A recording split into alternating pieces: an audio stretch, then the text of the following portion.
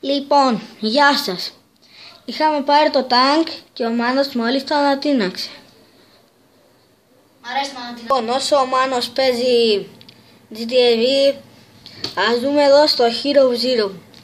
Λοιπόν, όποιος θέλει να μπει στην ομάδα μας και είναι παίκτης του Hero Zero, πρέπει να είστε πάνω από 75 level και είμαστε στο GR6. Να γράψετε Σαλόνικα ΠΑΟΚ. Περιμένετε. This is my παίκτης. This is my player. Έχω 9 donut. Αυτές τις μαλακίες γιατί καταναλώνω λεφτά για να πάω 1000 την αντοχή μου,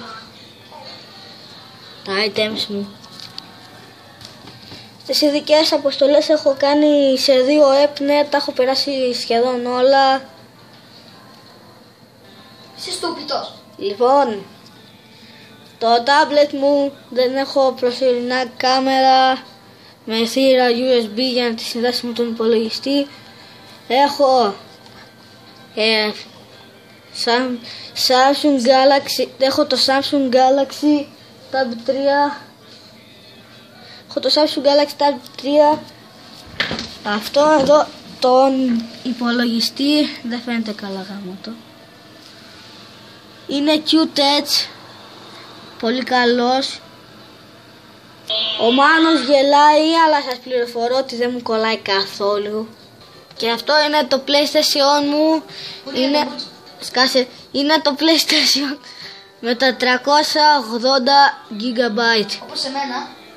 Ναι, ο Μάνος λέει ότι υπάρχει PlayStation με το PlayStation 3, όχι το 4, το 3 με, πώς το είπες, 500. με 500 GB. Γράψτε comment. Αφού το έλεγες πριν βγει το PlayStation 4, ρε. Όλες δικαιολογίες βρίσκεις. Γράψτε comment για να βεβαιωθεί ο Μάνος ότι δεν υπάρχει PlayStation 3 με 500 GB.